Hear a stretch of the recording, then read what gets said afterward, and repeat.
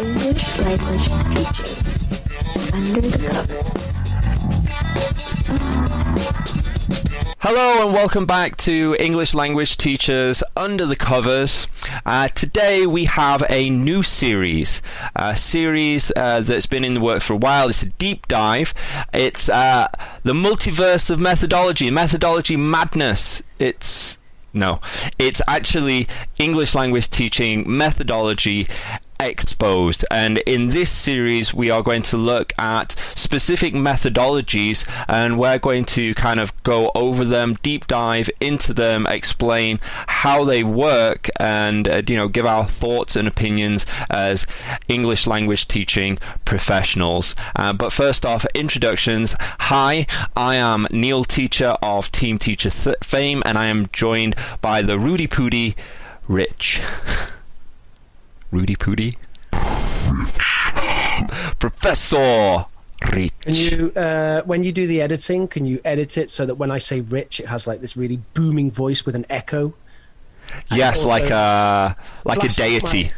My PayPal address for people to send me those valuable bitcoins. I might have lightning as well or something like that. Oh, that's a good idea. I am rich! Okay, there you go. Hi everybody, how's it going? YouTube.com/ProfessorRich. Like, subscribe, say hello, and today we're going to really dive deep. We're going to get in there where, hold on to your hats, because today we are going loud and proud with the silent way, the silent way method. You see what I did there? Is it loud and proud? Loud and proud. We're going quiet and not saying anything while the students do all the talking, no? Or something like that. Something like that. The silent way, if you don't know of it, is a methodology part of the three. What are the three, Rich?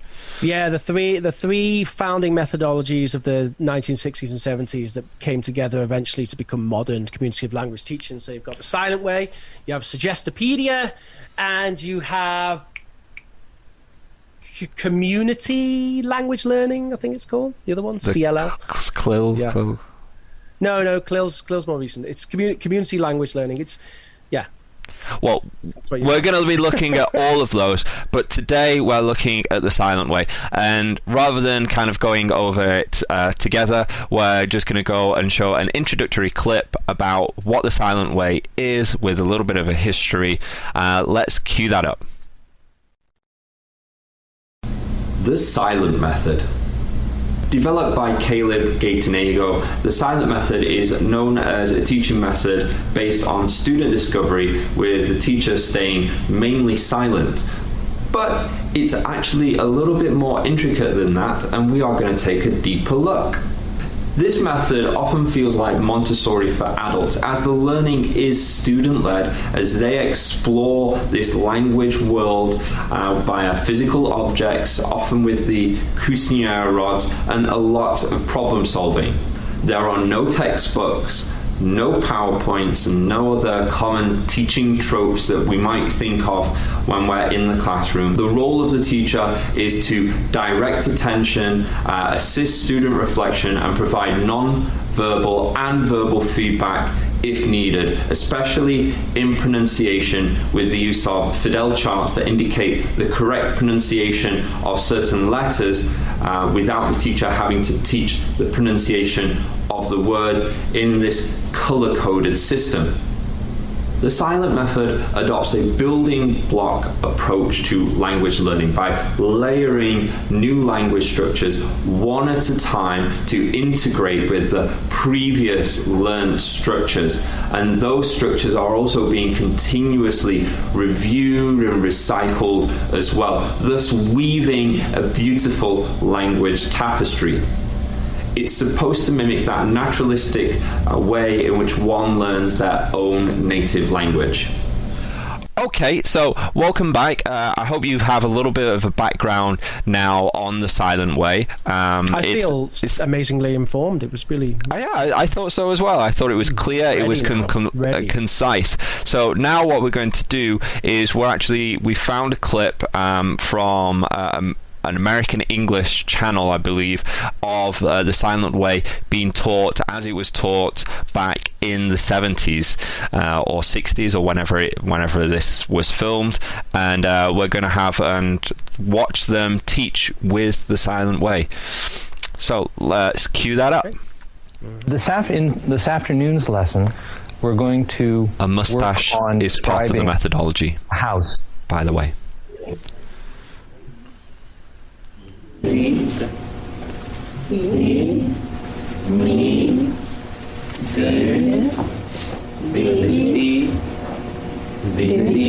They're not the same. Look. No.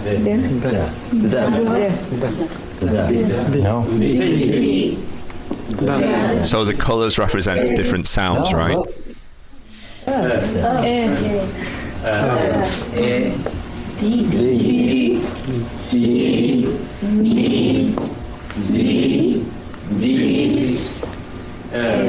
What is it? Yes, Horatio. More open. I like the use of colors for sounds. Everybody. Louder. More open. So he's doing the schwa there. Mm-hmm. Is this a bit too soon to? I feel like there's a couple of things we could talk about. Yeah, go into it. Let's go into it. So the colours definitely. I think colours can be useful for all kinds of things. I mean, just coming up with symbols and ways of representing things, whether it's pronunciation or elements of whatever, it's cool, isn't it? It's especially when your students get used to it. That's the only problem, is you have to establish it. Yeah, that's the only issue. And if someone kind of like, I can understand why someone would say, would poo-poo this, but I say to them, well, when you're teaching the phonics, what is it? The IPA? No, that's a drink. The phonemics, the British phonemic. When you're teaching that in order to then be able to write out the words phonetically, it's the same as this, except instead of symbols, you're using colours. And for me, I think as a teacher that might actually almost make it easier for students, because they can be like, oh right, this is the same color, rather than having to kind of learn a whole new set of symbols. It might be a bit easier and more cost effective, time effective to do like colors, even though initially you're always going to have that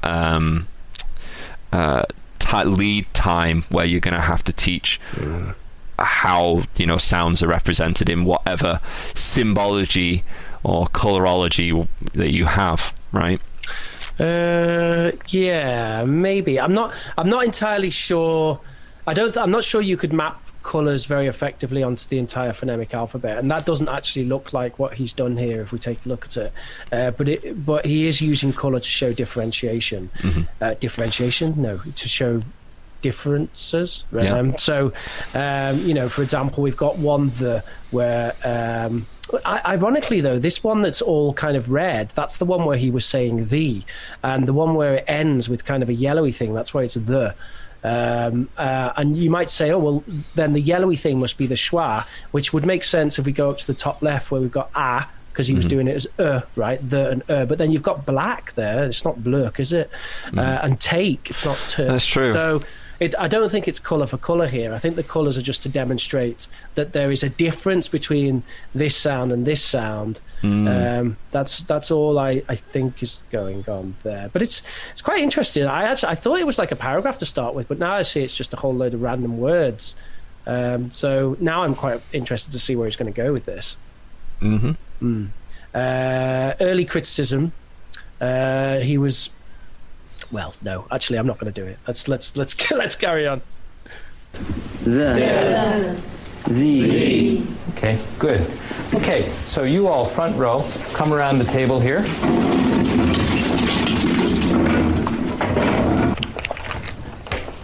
What do you call this? Do you know? Of a house? Is a fence? Kind of like a fence. It's called a floor plan. Have you ever heard that? What's a floor plan? Do you know? A floor plan.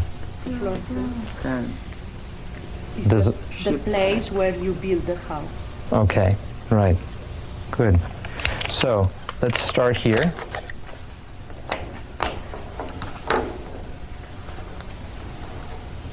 Okay. What do we have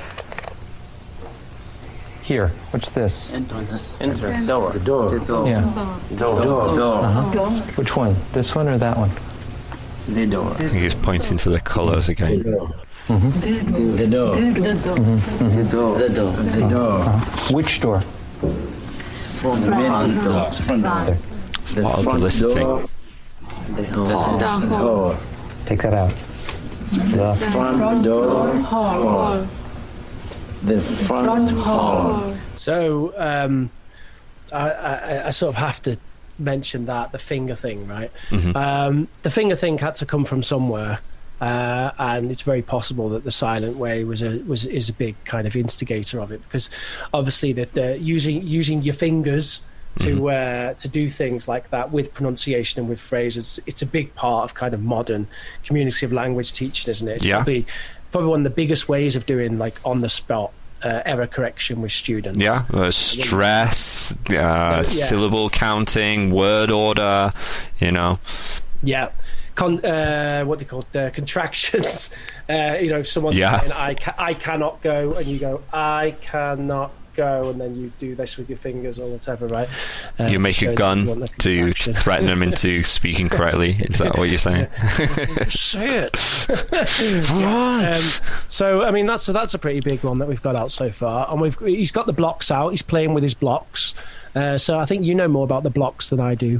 The Cuisenaire rods, they're very interesting. They've a variety of different shapes and sizes. I mean, right now he's using these, and I don't think he has any particular reason why he's using red and blue. I think right now they're just blocks, but they can be, they do use the different colors, when they're teaching, or to show differences and stuff like that. And I think it's a very interesting way of teaching, because it allows, with blocks it allows lots of building, but in turn, when you have these students and you see the way that he's kind of eliciting words from them, if you kind of have some if they have a base level English, I think it would be a really interesting lesson to have them stacking them, moving the positions.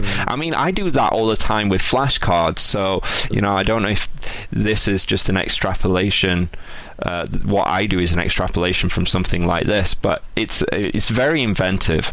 And when I was kind of looking into and researching this, I was also looking into how much a set of these would cost and stuff.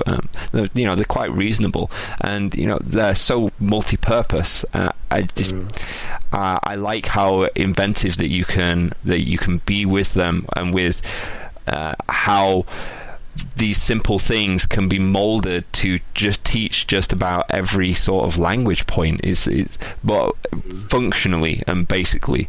Obviously you can't make an elaborate giraffe block. Well, maybe you could, but for stuff like this and prepositions and colors, floor plans, a whole bunch of stuff, even having them representing different words within sentence structure, I could see that being a possibility, but I don't think that they use it that way in the silent way. Oh, they don't? Oh, that's kind of surprising, because I would expect them to do that. Like you say, you could use it for word stress and stuff. We have different colours mean different things. I mean, the way that I see the blocks is basically it's another medium of presenting that's not the board. So I guess the idea is instead of just drawing things and writing things on the board, instead you've got these blocks, and you sort of sit down with the students, and it's a bit more tactile, and maybe the students can get to sort of move them and stuff as well, can't they, like that? And I think for me it's just a variety thing, because he could easily be using a chalkboard here, but then it's him standing at the front with a chalkboard, and you've got old school chalk and talk style teaching, whereas here he's got them sat around the thing and he's playing around with the blocks. Anyway, I'd like to see where he's going to go with it. So far, what I'm seeing is that the language input. Well, I'm not seeing a theme in what he's teaching. I don't know if we've got to that yet. And the language input seems to rely heavily on students. So it's kind of this idea that the students can all bring something that will teach other students, right? So yeah, I'd like to see where it's going to go with that. Okay. And this?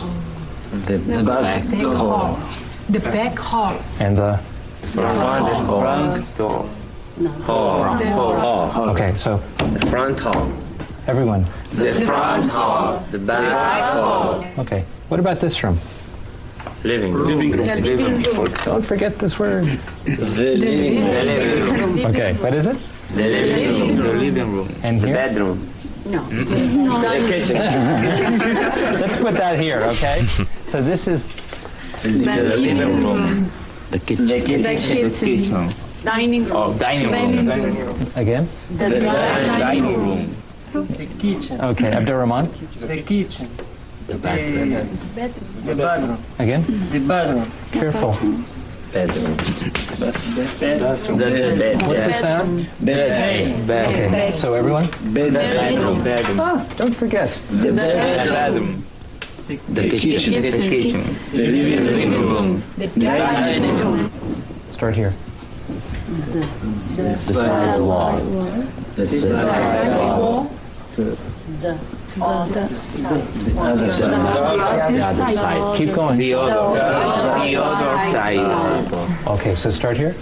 The sidewalk. The other sidewalk. The front wall. The other Just a sidewalk. minute. Gideon. The front wall. Now, Jesus, put living room with it. The living room. You need to use this word. Living. Gideon.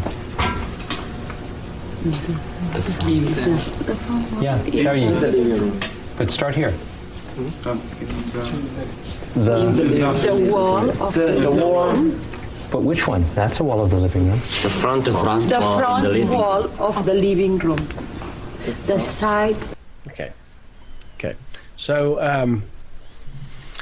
I think obviously you've done a bit more of the research on this more recently, and I'm kind of watching this and just trying to reconfigure the rationale for why they're doing things the way they are. I think the idea here is that the students having to think and engage and work things out from the pieces that he kind of drip feeds to them is part of the component which enables them to learn and remember the vocabulary input. In other words, the act of them having to put all this together and engage in this way, rather than him just drilling the front dining wall, okay, the back kitchen, like that. Instead, he's giving them chunks and pieces and assigning them some meaning and getting them, and they're all, you can see that the students here are looking at him and trying to work all this out. They're trying to stay with him, so that it's not just speak and repeat. They're doing stuff, and I guess is this the rationale of why they do it like that? I think you pretty much nailed it there. What it is like so. If we go really deep, when we're talking about lexi, words and language, when we've talked about this before, but when I say a vehicle, we all have in our mind what a vehicle is. When we say a cow, we all have in our mind what a cow is. It's part of a shared reality. So when something like this, when he's teaching something like this, what he's doing with eliciting, they're almost building this reality together. They're being very creative while learning the language from each other. That's why they're so engaged. Notice he didn't say this is the bedroom, this is the bathroom. He pointed that out, and they subscribed that, and everyone was like, oh yeah, that's the living room, and so they're building this this little reality together, and they're labeling together, and he's just kind of like guiding them to, well, what might this be, what might this be called, and then kind of disregarding or like chopping out the ones where it's wrong. But I think that's one of the key components of this method, is that it's as you say, engaging students in the critical thinking, but I think more in imagination, and it's a shared imagination, because it's not something that they've been lazily presented as a flashcard. It's something that they've worked towards and kind of agreed upon, with all these students, and it's very interesting. And I think, to go to what he's trying to do with this class, I think it's, for the pronunciation, is doing the and the, but also through the means of this floor pan, front, back, prepositions. It's a big thing in the silent way. But again, it's one of the prepositions, one of the hardest ones for language learners I found in general in my teaching career, and it's this methodology just leans so heavily into it as well. It's great, but the idea of this shared reality, this shared imagination, I think it's really what really captures the students, because whatever they're throwing out there is being integrated and it's building this world, and you can see they're just so into it. I love it. I think it's fantastic. They are into it. Yeah, I agree with you. I think the shared imagination, or whatever you've called it, is definitely part of what's going on. And it does appear that the theme of the lesson is getting onto, like you say, the floor plan, the way of a house, and it is true. People do. I mean, prepositions are difficult in any language, whether they're called prepositions or particles or whatever you want to call them. Those little words which seem to be interchangeable, don't have any meaning of their own, but attach very specifically to other verbs or nouns, right? And here he is teaching it phrasally. Fantastic. And by using these particles, prepositions, these little connector words, via the floor plan, the vocabulary that they're building now, it's how we kind of learn naturally as well. It's like, oh, is it of next to this? So they're thinking about it, but they're thinking about it on top of this layer of vocabulary that they've already built, because they've already labeled the floor plan. He didn't do that, they did that, they created that, and then he's asking them to prepositionally position those throughout. So it's layered. It's onion teaching. It's given them a. Is that going to be your book? Onion teaching. Onion teaching by Neil Travis. Bringing tears to students' eyes. Yeah, I like it. I hear the catchline. the teaching of 2025. So I've totally forgot what I was going to say now. Oh yeah, that's it. It's given them a contextual experience with the prepositions. Yeah, but it's a contextual experience that they've created. Right. That's what's so genius about it. Yeah. There's the social interactive element, and then the floor plan. And I like the way he's got like the whiteboard, and he's got the other board with his sort of random chunks of words on that he keeps kind of referring to as well. It's interesting. That kind of see the board of words that he has. Actually, it kind of reminds me of like when I'm trying to remember like a diagram or something that I've written, like I'll write it down on a piece of paper, and then later, like when I'm thinking back, you might be able to relate to this, and I'll sort of think, oh, I need to know that word, and I'll think like, oh, it was in the top left of the page, you know what I mean? It's called a memory palace. I don't remember the technical scientific word for it, but it's how people in the past would memorize these. You would have these memory masters. It's very interesting. There's a very interesting book out there. I can't remember what it was, where someone learned how to become a memory master. I can't remember. I'll put it in the comments below. It's an absolutely fantastic book, but the idea of we think visually, so you put when you're trying to remember a deck of cards, you put them in different rooms, and in that room, like there's a statue holding that card. You do it that's basically what you're describing, a version of a memory palace. It's Sherlock. The method of Loki. That sounds familiar. Yeah, method of Loki. Yeah, I think it's Loki. Sir Cicero discovered the method of Loki. I'm referring to Wikipedia here. Anyway, yeah, it's cool. So we got all kinds of stuff going on here. Whether it's intentional that that's supposed to be the mind palace or not. I think it leans into it, definitely.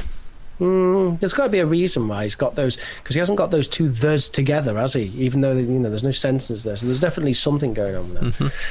All right, are we ready? Yeah. Wall of the living room. The back wall of the dining room. The back wall of the kitchen. The side wall of the kitchen. Let's change groups now, and the other group come and sit down. I was just about to make a comment about that. And then it's like, boom, change groups. Kind of reminds me of you're observing a class or something, and you're writing down, you're like, ooh, this has been going on a bit and they haven't changed groups yet. You're just about to write it down, and it's like, okay, everybody else, swap groups around. And it's like, oh, tick. And where were the expletives of when he was there was no expletives for changing over, just he was very politely just saying, yeah, exactly, I mean, come on. It's the silent way. I would expect him to at least flip the bird. You at the back, get up. Yeah. All joking aside, though, yeah, I was expecting something at least. Okay. We said something, didn't he? What do you mean? Are you being serious? I thought you. No, I wasn't being serious. Oh, right. I really He should have flipped on the bird. Who doesn't change groups by flipping the bird? This is not the Gordon Ramsay method. This is the silent way. We'll review that later. Listen, kids, you want to get an A in the CELTA? All right. Okay. Table. A bed in the living room? A table. Okay. Chair. Maybe sofa. Siti, what shall we make it? Sofa. Okay. Which is it? This? Isn't that great? He's just he's getting them to label these blocks. Like, this is a table, this is a bed, it's a dog, a cat. It has to be close to the wall. Okay. Start with this, Felix. Put it close to the front side wall. Again? Put it close to the front side wall. You don't need. It's cool. It's very cool how he's building it like that. It does remind me of something that we will have to look at some point, which is Adrian Underhill's sort of method and the way he uses the phonemic chart, and it appears to lend quite a lot from the way that this guy is building stuff. Mm-hmm. And the way that he's pointing, way that he was kind of jumping down those prepositions then and building things up, that reminded me a lot of the way Adrian Underhill presents how he uses the phonemic chart that he designed. Mm-hmm. The grandfather of communicative language teaching phonemics, I guess. The grandfather, is that fair? I meant to say the godfather. The godfather. The godfather. Anyway, he's not that old, I don't think. That's why I called him Godfather. Also, we want him on the podcast. Adrian, we are going to get Adrian. We better do. Yeah, we will. I'm going to try. I sent an email off to somebody, but I couldn't find his email address. Anyway, the other thing I think it's worth mentioning is I think he's got like 20 students in the room here. It's quite a lot of adult students to have this sort of this level of this kind of class, but he seems to be holding it well together. Well, I one criticism that you could say of this is there's not much in terms of production from the students. He is getting it from individuals, but it's just it's very teacher centric and teacher centered. So I'm wondering if there's going to be some aspect where they can put them off into groups or do their own, give them their own rods and like they can sword fight or whatever. But yeah, I think that's kind of my biggest criticism so far is it's all coming through him, even though it is really engaging. You can tell that those that aren't participating or stood at the back are still kind of going through it in their heads. They're not switched off. We'll have to see how it goes with that, I suppose. It's very possible that the method isn't designed to incorporate a lot of production, as you say, but let's see. Put it close to the inside. No, stay with front. You're okay. Put it inside. Put it close to the inside. No. Side wall. To the Front wall. Put it to the front wall, near to the front wall. Stay with close. Put it close to the inside wall. Put it close to the front wall. Is that okay? Yeah? Okay. What are these? Chairs. Let's make them chairs. What kind of chairs? Armchairs. Where shall I put them? Around the tip. Around the table. Okay, you want a table, shall Yes. Okay, what kind of a table is this? Near the Methodist? Yeah? Uh-huh. A coffee. Which one? is the coffee table. Okay, now where shall I put it? In front of the sofa. In front of the sofa. Yes. Close to the sofa. I liked that. close to the sofa. In front of this. In front of. Keep going. The sofa. Close to it. Good. Felix, can you say In the thing? front of the sofa. Close to it. From the start. Put It. Okay. Put it At near the the one end of the sofa. One end of the sofa. near sofa. the other side wall. Near the outside wall. Okay. So could you say the whole sentence, Shai? Put Put it at one end of the sofa near the other side wall. Okay. Wow. How about this one? Put another at the other end of the sofa. Near to the inside wall. Near Near the Let her do it. So I think one thing that seems to be standing out is the elicitation and how he kind of deals with that in this kind of environment. And we definitely see that coming through in a lot of modern classrooms, don't we? People who are really good at elicitation, they kind of look a bit like this guy when they're doing it, right? Sort of the way that he's like doing this kind of stuff with his hands and that kind of elicitation. They have that ability to generate the look of helplessness, like what is like what is this? So the people feel the need to fill that kind of void. And also just being able to manage like the classroom in a way that you kind of try and get a suggestion from over here, and you can kind of hear they're saying the right thing, and then and he's like piecing things together like that, keeping it kind of very student centric, which is what the silent way really seems to focus on, doesn't it? It's very student student-centric. He's almost a method conductor, where it's coming. Yeah, in a way. a little bit. That's a good way of putting it. Yeah. One thing I want to point out and talk about a little bit is, okay, so they've got these people that they're building up these sentences. I would actually like. Previously, I've seen him do it where they've got the correct sentence together and then they do the choral kind of drill. I'd like to see more of that, like especially that long sentence that guy gave, because I'm not sure how many, even though they might have said it in their head, I still think it's good to have it, out and vocalized as well, especially when he's so heavily focused on pronunciation.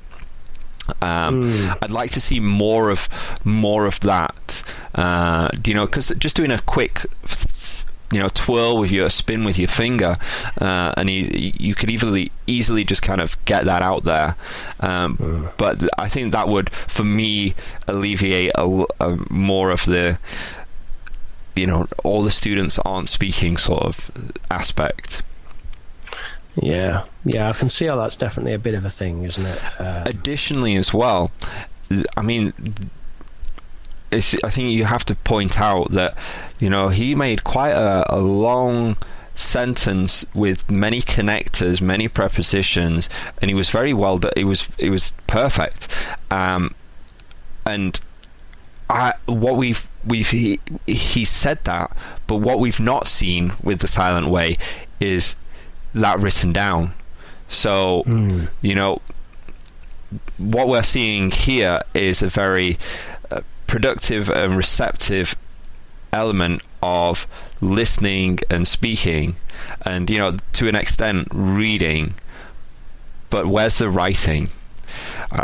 That's the kind of the big fault that I'm seeing so far with the silent way. I'd love to see, or I couldn't find anything about if there's an element of writing with the class, like where maybe for homework they've put this down, and how that works out. How will it translate well? I'm not sure. Yeah.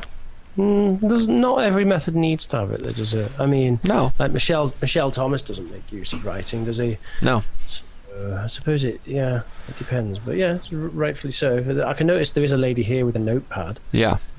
But she seems to be the only one. I guess it's her choice. Well, I'm mostly just wondering myself, like, say someone goes through this methodology, how will it translate from them speaking, if they speak very well, to being able to write it down as well? It'd be interesting to see. All right. Okay.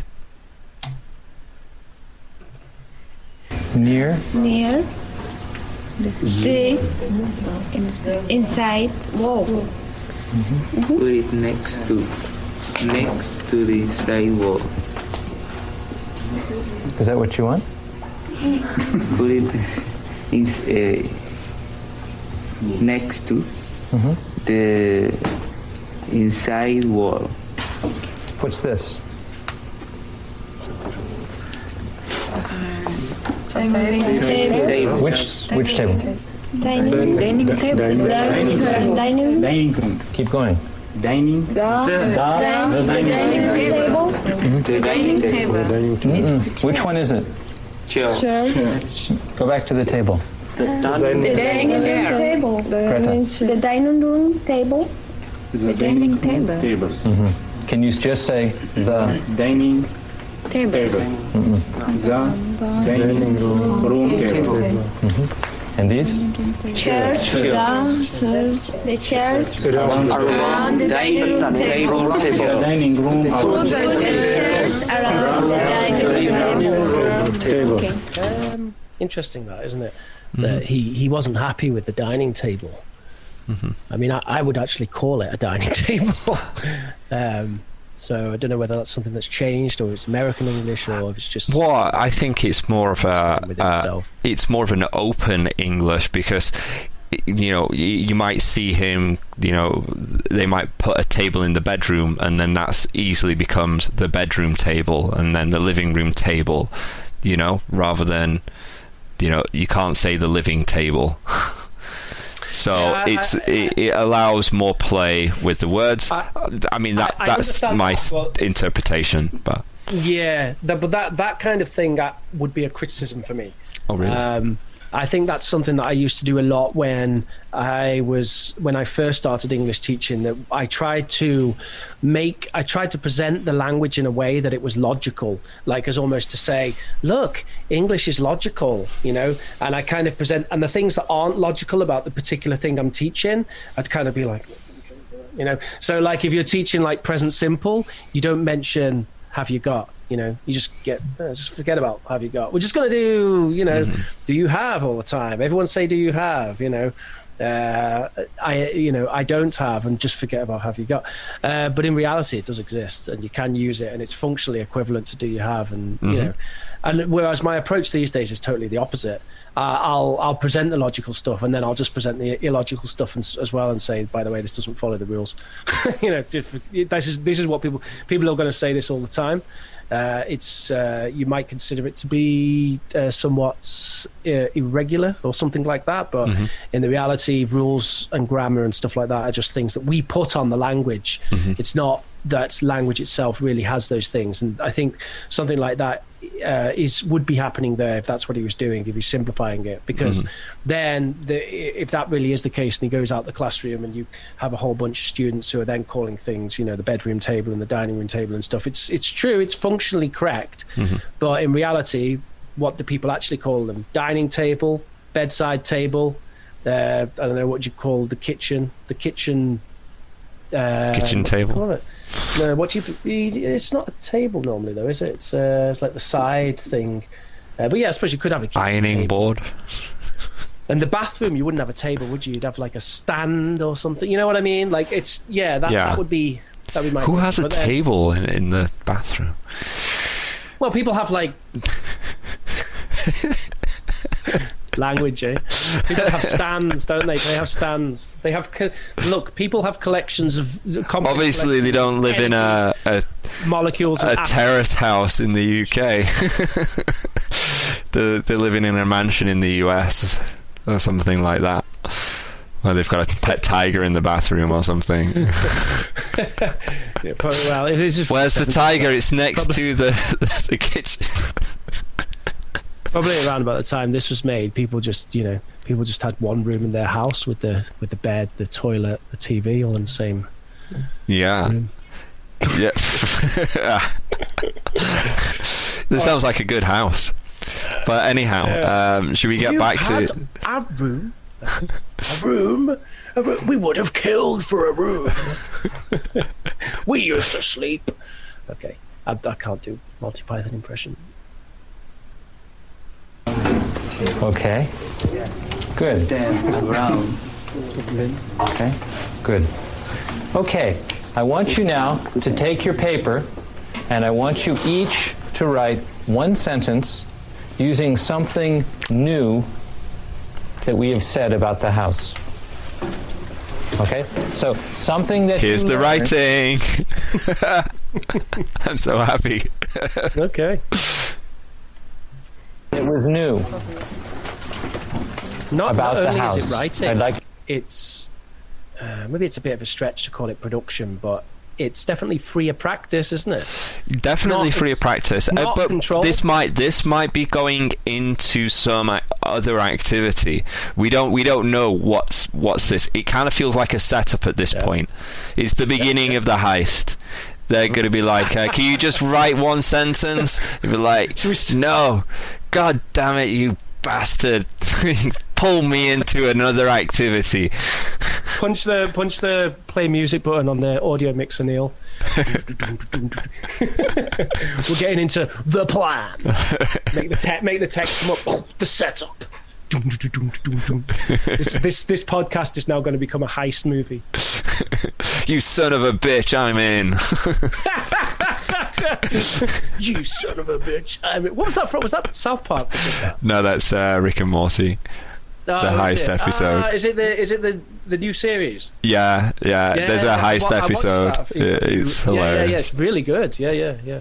It's good that it's come back, because I thought that season 4, I think, wasn't very good, and then this one, I think, which is season 5. Is that right? I've lost track. There was a dip, but not the dip that we normally talk about. Keeping it relevant. Okay. To write one sentence. Oh, the dip. The dip. Of course. Okay. I've got a dip.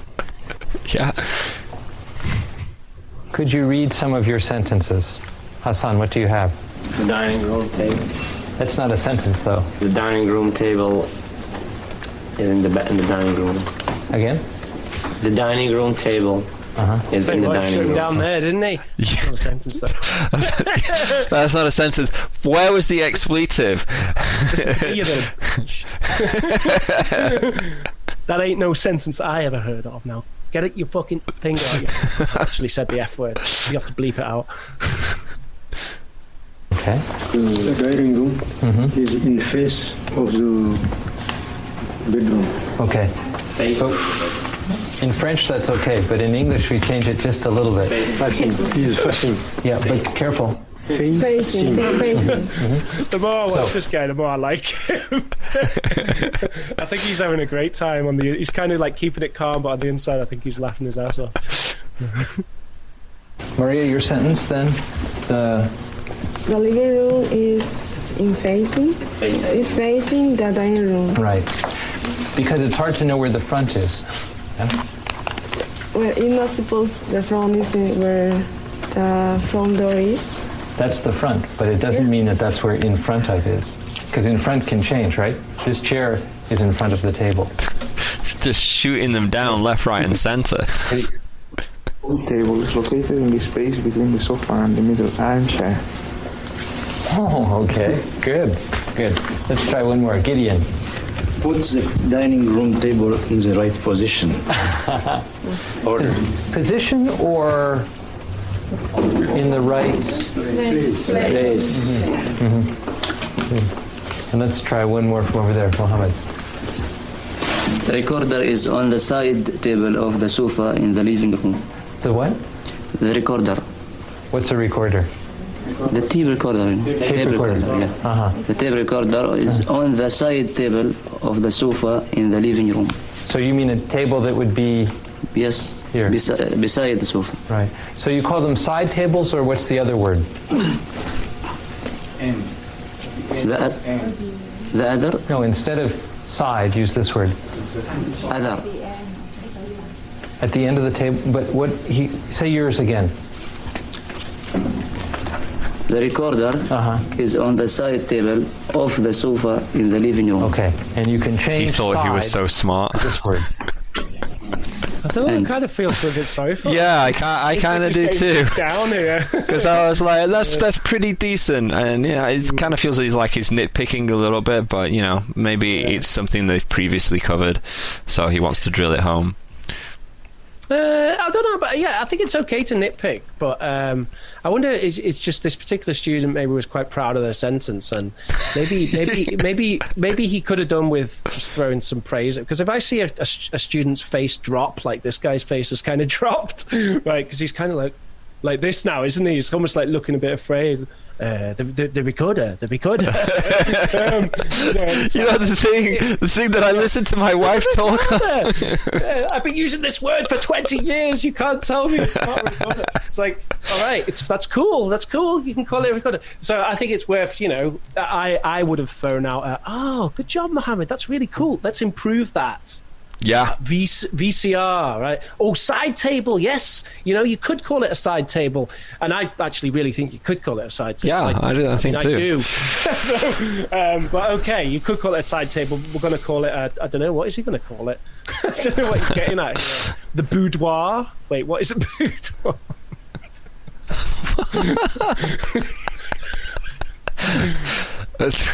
If you're using the boudoir as a side table in your bathroom, I'm Oh, is the boudoir the thing that you clean with in front? I think maybe we should move on. Yes, move on. The recorder? The recorder is on the on the end table of the sofa in the living room. Good. Okay. Let me ask you then, what did you find that was new? What did you learn that was new in talking about the house? Interesting feedback. Prepositions. The use of prepositions? Judy, anything? Did you learn anything new in this?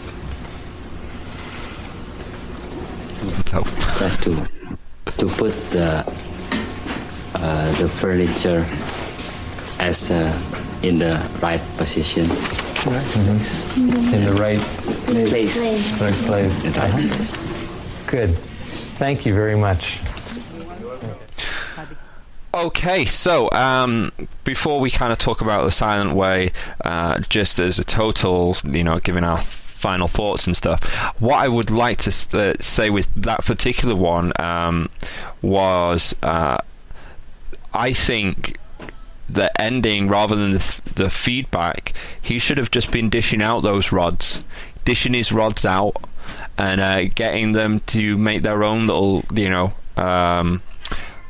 floor plans or whatever, and having each other, come up with their own floor plans, and they've got to talk about their own house or something like that. There's just a wealth of activities that you could then just set them off on.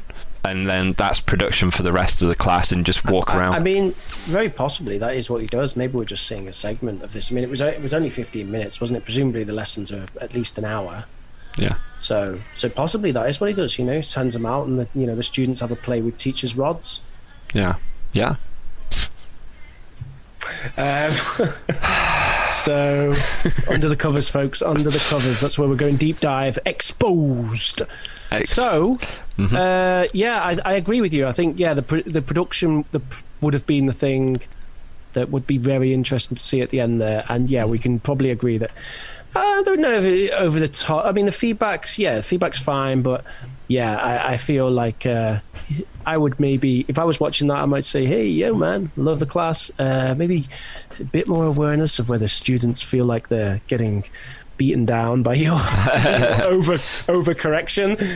But otherwise, thinking off the top of my head, how about this activity? Rather than just writing down, like sentences randomly from the words that they've done, why not sketch out your own floor plan in your house, write out the sentences to describe it, and then use that to describe your floor plan to your partner in a production activity. Boom, there you go. I think there's definitely things you could do with a floor plan, partner pair work. I think there's no reason why they couldn't do pair work there. I mean, the students had enough feedback that their head must be buzzing with ideas. So maybe that is indeed what happens next. Yeah. What would you say about the silent way overall, in like a summary of your thoughts or points that you'd want to discuss or something? Well, I think it is very clear that it's highly influential in really how the majority of communicative language teaching classrooms go these days, and I think there's some very interesting merits in there. I think it would be really cool and probably welcome by a lot of students for a teacher to come bust in one day and do these kind of activities and maybe incorporate some of them into their regular routine. I think you can see the rationale is there, and it has its strengths and weaknesses, just like every other method. And there's no sense. I mean, obviously the fact that we're doing methodology deep dives shows that we're not going to be sort of dogmatic about modern language teaching to say that it's the be all and end all, and there's nothing to learn from these other methods. I think but I think it's very clear that obviously there is, and it's really interesting to kind of get deeper into these things, because obviously doing the Trinity diploma, we did study this and have to say things about it, but really kind of watching it now and talking about it and seeing it in practice, it really helps kind of get your head around it a bit more. Well, I think the main point that I take away from the silent way, and I think someone watching this might as well, would be the amount of discovery that's happening, and engagement with the students. It's almost the antithesis of rote, and what many people consider to be kind of lazy teaching. Here's a flashcard, say this, or what is this flashcard within this sentence, or something like that. Too much spoon feeding. And as you can see with these students, the level of engagement and thought that's going in, and how they created that is astonishing too much, but it's really good to see. And I think it's how we learn naturally, where we're just kind of like tinkering. How does this work? And then you're kind of looking at your friend, he did this, maybe I can do something like that. It always in my introduction, I did equate the silent way to kind of like Montessori for adults, because it has that, it's so student centric, and it's the learning through play elements. Exactly. And it's kind of like an adult version of that. Drawbacks, criticisms, I'm not sure how well this would be used in a 30 plus class of students, how that would work. Smaller groups like the one that he has here, yes.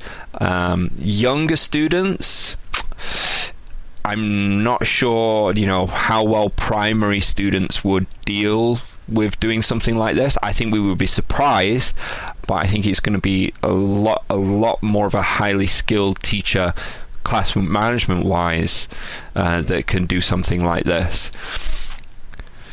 But apart from that, I don't really have that many criticisms. I enjoyed that he actually put in a writing component. I think that can be expanded on, and I think the group work can be expanded on as well. And there are other videos out there of people teaching the silent way, and on a video coming up we will review and react to one of them, which is more of a modern example, where we can see a couple of different teachers teaching the silent way and actually being more silent, because he did talk a lot. That's one thing I was thinking as well. I mean, I kind of wonder exactly why it is called the silent way. I mean, I suppose it's supposed to be the idea that the language input is based on student production, and what's the other special name for that wall of words? Don't they? Because she said it at the end in the analysis.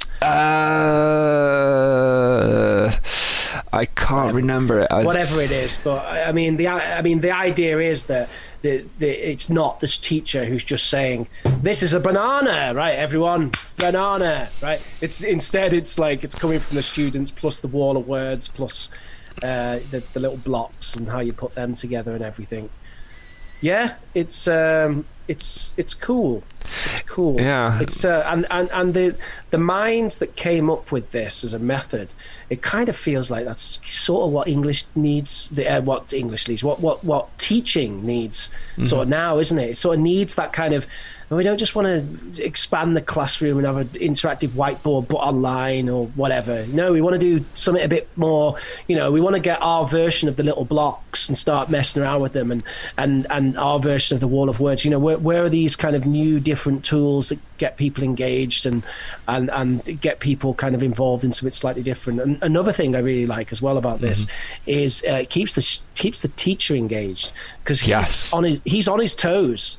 Right, the whole and he's time. very good at it, and I like how, for example, when he put the block down that was a table and he put it in the center of the room, and they said,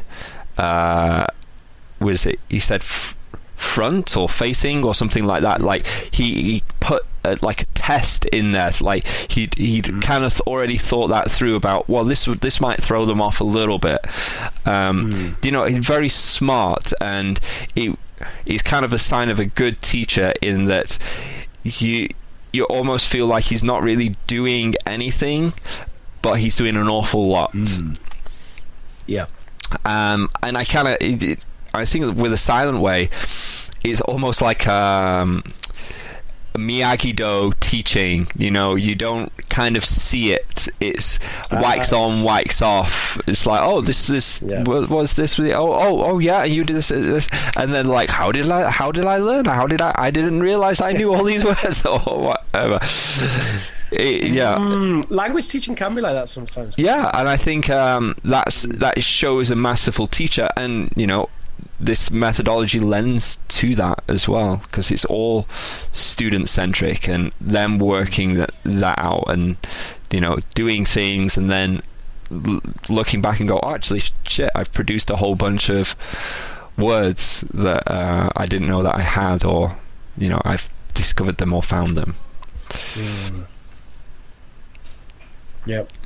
But remember, folks, that was, as you probably saw from the video cameras, in that video, was from the 70s or 60s when that was filmed, very early on, and it was a produced classroom.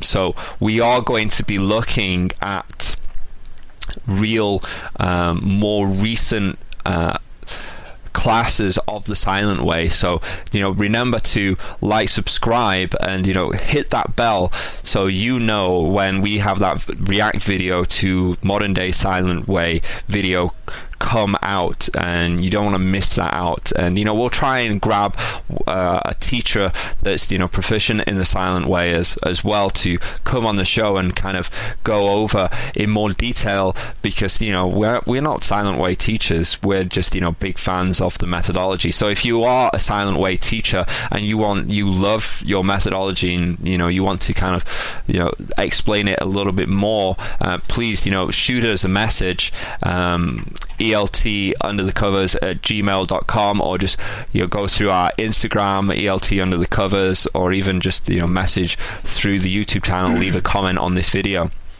But we're going to be signing off, but Rich, do you have any final thoughts that you want to share about the silent way? I was just thinking, I wonder how many kind of schools would actually specifically follow the silent way or teach it now. Obviously, there's got to be some somewhere. I mean, you've got those videos online, right? Yeah. There'll be some teachers that come across it sort of on their own right. But just think, I mean, there must be a couple of schools out there. I've never come across one. Well, I think a lot of teachers will watch this video and they go, actually, I do quite a lot of this stuff anyway. Yeah, and they've just kind of picked it up from communicative language teachers that originally came through this. Yeah, I think you're probably right. Yep. So there's that. I think it was interesting to dive into it, and I don't really have any massive ending comments. No. Well, we will be doing more of these types of methodology exposed videos. So if there's a particular methodology you want us to look at, again, leave a comment. And but we'll be having a look at the oldies first, and then kind of moving into more modern stuff, or whatever really tickles our fancy. But if you have anything specific that you want us to go over, again, leave a comment below. I've been Neil, teacher of Team Teacher. Please check out my stuff at teamteacherchina.com. I've got lots of PowerPoints, lessons that you can use in games. Also, we've got Team Teacher China YouTube channel, where we talk about teaching specifically in China. Got Team Teacher Baby, where I take my teaching experience and put it into my parental practice, and we've got Team Teacher English, where all those PowerPoints I've put into homeschool videos that kids can follow along. You can give us homework as well. Professor Rich. YouTube.com/Professor Rich. Also, do YouTube search Prof Rich Gaming for gaming news and content. I haven't uploaded the video for about 3 months, but I'm all over that.